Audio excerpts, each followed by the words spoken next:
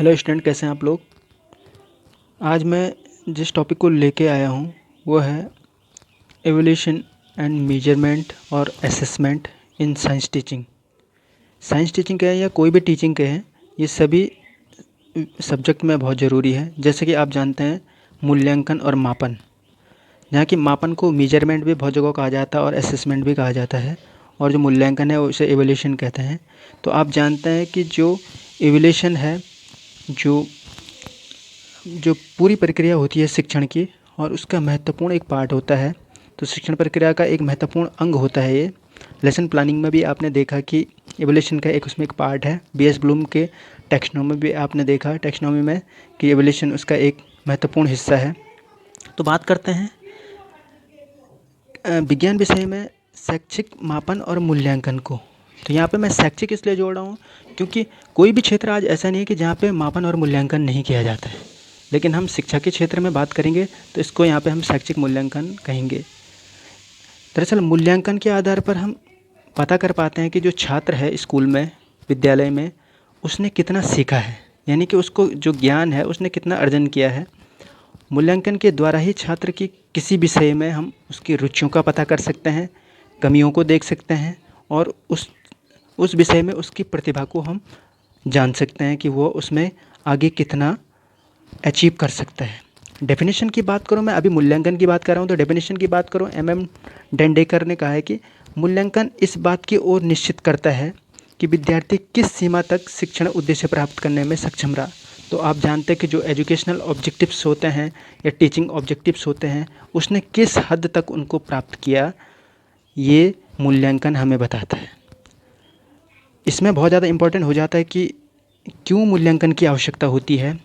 यानी कि उस नीड की बात करें, एम कह सकते हैं इनको, एम्स भी यही हुए, इंपॉर्टेंस भी हो सकते हैं ये, और फंक्शन भी। देखिए अगर क्वेश्चन भी आता है एग्जाम में तो इतने सारी चीज़ों का आंसर एक ही होगा। तो क्यों ज़रूरी है मूल्यांकन। मैं यहाँ पे मूल्यांकन के साथ साथ मापन की भी बात करूँगा। तो अभी पहले मूल्यांकन पे फोकस हो रहा है। मूल्यांकन की बात करें तो मूल्यांकन छात्र की ज्ञान के जांच करने में सहायक है। ये चेक करता है छात्र ने कितना सीखा है, उसको किसी विषय में कितना ज्ञान प्राप्त हुआ है, अधिगम को प्रेरित करने में।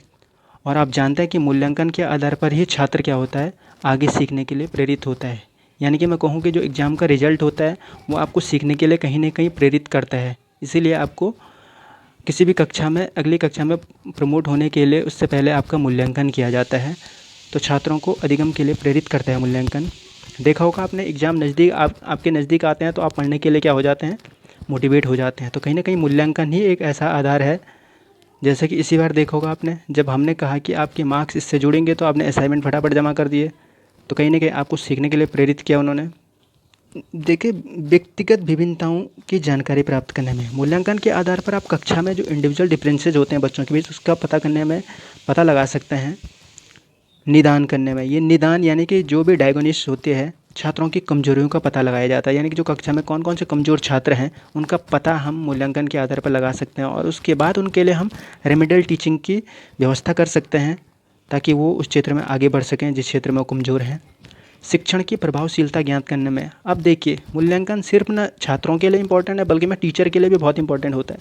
ये जो पाँचवा बिंदु है शिक्षण की प्रभावशीलता ज्ञात करने में, टीचर ने अगर बच्चों का परफॉर्मेंस अच्छा रहा किसी भी विषय में तो डायरेक्ट वो कहीं ना कहीं क्रेडिट टीचर को भी जाता है, और उसके द्वारा जो यूज की गई शिक्षण विधियाँ हैं उनको भी जाता है। यदि बच्चों में जो प्रोग्रेस है वो उतनी अच्छी नहीं है तो कहीं ना कहीं शिक्षण विधियों के कह सकते हैं कि उसमें भी कमी देखी गई। जो शिक्षण विधियाँ टीचर के द्वारा यूज की गई है या उसके द्वारा जो पढ़ाने का तरीका था वो अच्छा नहीं था, तो शिक्षण विधियों के आकलन में भी बहुत ज़्यादा ज़रूरी हो जाता है। पाठ्यक्रम के सुधार में लगातार सभी बच्चे अच्छा परफॉर्मेंस नहीं कर पा रहे हैं या बहुत ही किसी विषय में बहुत ज़्यादा ही मार्क्स आ जा रही हैं, तो पाठ्यक्रम में सुधार की ज़रूरत हो जाती है बहुत बार। तो मूल्यांकन के द्वारा ही ये पता चलता है। शिक्षण सहायक सामग्री की उपादेयता जानने में, आप जानते हैं टीएलएम किसी भी टीचिंग लर्निंग प्रोसेस को बहुत इफेक्टिव बनाता है। अगर किसी भी विषय में अच्छी परफॉर्मेंस बच्चों की आ रही है और उसमें जो हमने टीएलएम यूज करे थे तो उनकी उपादेयता यूटिलिटी को हम जान सकते हैं कि किस प्रकार उन्होंने फ़ायदा दिया है बच्चे को, और चेंज भी कर सकते हैं हम। यदि बच्चे सीख नहीं पा रहे हैं अच्छे ढंग से, परफॉर्मेंस अच्छा नहीं है, तो टीएलएम जो हम यूज कर रहे थे हम उनको भी चेंज कर सकते हैं। छात्रों के वर्गीकरण में बहुत ज़्यादा इंपॉर्टेंट हो जाता है। आप जानते हैं कि कक्षा के जो बच्चे हैं उनको अच्छे, औसत और ख़राब वर्गों में हम डिवाइड कर सकते हैं। ये इसलिए नहीं कह रहा कि मैं बाइसिंग कर रहा हूँ कक्षा में, ये इसलिए बहुत बार ज़रूरत हो जाता है कि जो औसत और जो ख़राब दर्जे के बच्चे हैं उनको अलग से हम बिठा के, इसलिए नहीं कि भेदभाव कर रहे हैं उनसे, बल्कि मैं उनके लिए अलग से एक्स्ट्रा टीचिंग की जा सकती है इसलिए। अगला है निर्देशन देने में, यानी कि जो गाइडेंस और काउंसलिंग होती है निर्देशन देने में बच्चों को, बहुत बार विषय से संबंधित निर्देशन उनको दिया जाता है। जैसे कि 10वीं का रिजल्ट आने के बाद अब बहुत सारे बच्चे पूछते हैं कि अब मुझे कौन से विषय आगे लेने चाहिए, या 12वीं करने के बाद किस क्षेत्र में मुझे जाना चाहिए। तो इस प्रकार के जो निर्णय लेने में, व्यावसायिक हो या शैक्षिक, जो निर्णय लेने होते हैं बहुत बार, तो उसमें भी मूल्यांकन की आवश्यकता होती है। और अंत में मैं बात करूँगा प्रमाण पत्र प्रदान करने में। प्रमाण पत्र जो दिया जाता है मूल्यांकन करने के बाद, ये आपके पास हमेशा के लिए हो जाता है कि आपने उस विषय में वो दक्षता हासिल की। और ये जो इसमें जो आपकी योग्यता होगी, गुण होंगे, वो उनको अंकों में दर्शाया गया होगा या ग्रेडिंग में ही दर्शाया गया होगा, जिसको देख के फ्यूचर में कोई भी आपके बारे में निर्णय ले सकता है। तो जो ये वाला 10वां बिंदु है, इसको मैं मापन के रूप में ही देखूंगा, यानी असेसमेंट या मेजरमेंट के रूप में देखूंगा। जो प्रमाण पत्र होता हमारा, वो कहीं ना कहीं कह सकते हैं वो सिर्फ पूरा मूल्यांकन नहीं होता हमारा, बहुत बार वो सिर्फ मापन का आधार हो सकता है। आगे मैं बात करूँगा इस पर, जब मापन की करूँगा तो आप समझ जाएंगे ये 10वें बिंदु को। अब देखिए थोड़ा शैक्षिक मापन की बात करूँ, मेजरमेंट और असेसमेंट, यानी एजुकेशनल मेजरमेंट और असेसमेंट। यहाँ पे था एजुकेशनल इवैल्यूएशन, ठीक है। अब यहाँ पे मेजरमेंट की बात कर रहे हैं हम, असेसमेंट की। तो मापन की बात करूँ मैं, तो मापन मूल्यांकन का ही प्रक्रिया का ही अंग है भाई। मापन एक छोटा सा हिस्सा है मूल्यांकन प्रक्रिया का, और बहुत बार इन शब्दों को आप अलग अलग नहीं करते हैं शिक्षा प्रक्रिया में, दोनों को एक साथ ही बोला जाता है कि मापन और मूल्यांकन की प्रक्रिया। तो मैं कहूँ मापन और मूल्यांकन की जो प्रक्रिया है वो लगातार निरंतर एक साथ चलती रहती है। मापन मूल्यांकन का एक छोटा सा हिस्सा है, जबकि मूल्यांकन एक व्यापक प्रक्रिया है, यानी कि ब्रॉड प्रोसेस है। एस स्टीवेंस ने देखो कैसे डिफाइन किया इसको, इन्होंने कहा मापन किसी स्वीकृत नियमों के अनुसार वस्तुओं को अंक प्रदान करने की प्रक्रिया है। स्वीकृत नियम यानी कि जो सेट एंड एग्रीड रूल्स हैं, यानी कि पहले से कोई मानक तैयार कर दिए गए हैं। जैसे कि हमारे मार्क्स होते हैं 100 में से फिक्स कर दिया गया है, 100 में से इतने आएंगे तो उस आधार पर निर्णय लेते हैं। तो स्वीकृत नियमों के अनुसार वस्तुओं को अंक प्रदान करने की प्रक्रिया है। ऐसा तो नहीं है कि हमारे जो 60 नंबर आते हैं तो उसका पता ही नहीं होता हमें कि कितने में से आए, पता होता है कि 60 में से आए हैं, या पेपर 50 का है 50 में से आए, यानी कि पहले से कुछ मानक तय कर दिए गए हैं। उनमें से जो भी अंक आते हैं वो हमारे मापन के रूप में होते हैं। तो मापन किन्हीं स्वीकृत नियमों के अनुसार वस्तुओं को अंक प्रदान करने की प्रक्रिया है। यूँ कह सकते हैं हम कि छात्र की जो विशेषता होती है या ज्ञान होता है, उसको हम अंकों में दर्शाने की प्रक्रिया को मापन कहते हैं। तो मापन को हमेशा अंकों में या कुछ चिन्हों के द्वारा दर्शाया जाता है। आप में कोई गुण कितना है उसको अंकों में दर्शाया जाता है, ठीक है। तो ये मापन की प्रक्रिया है, और बेहतर ढंग से समझेंगे आगे। ये देखिए, मूल्यांकन की जो प्रक्रिया है वो मापन से ही शुरू होती है। मापन मूल्यांकन प्रक्रिया का ही अंग है। मूल्यांकन एक ऐसी प्रक्रिया है जिसमें मापन से प्राप्त परिणामों की वांछनीयता का निर्धारण किया जाता है। मैंने कहा ना, जो मूल्यांकन की शुरुआत होती है वो कहीं ना कहीं मापन से ही शुरू होती है। जो अंक प्राप्त होते हैं हमें, मूल्यांकन में हम उसकी वांछनीयता को देखते हैं, डिजायरेबिलिटी। कुछ अंक हमें प्राप्त हुए हैं कुछ गुण के, तो हम देखेंगे कि ये गुण वास्तव में कितना है या किस कंडीशन में ये गुण कैसा रहेगा। उदाहरण से मैं समझाऊंगा बेहतर, आप देखिए। और किसी वस्तु या व्यक्ति में किसी गुण या विशेषता की कितनी मात्रा उपलब्ध है, इसका निर्धारण मापन से होता है, जबकि वह गुण या विशेषता परिणामों की वांछनीयता का निर्धारण मूल्यांकन में होता है।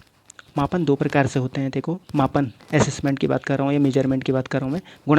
गुणात्मक माने गुणों के आधार पर। जैसे व्यक्तियों को, उदाहरण के तौर पे लूँगा मैं, जैसे व्यक्तियों को उनके लिंग के आधार पर दो भागों में बांट देना, उनको पुरुष या महिला के दो भागों में बांट देंगे, ये गुणात्मक मापन का उदाहरण है।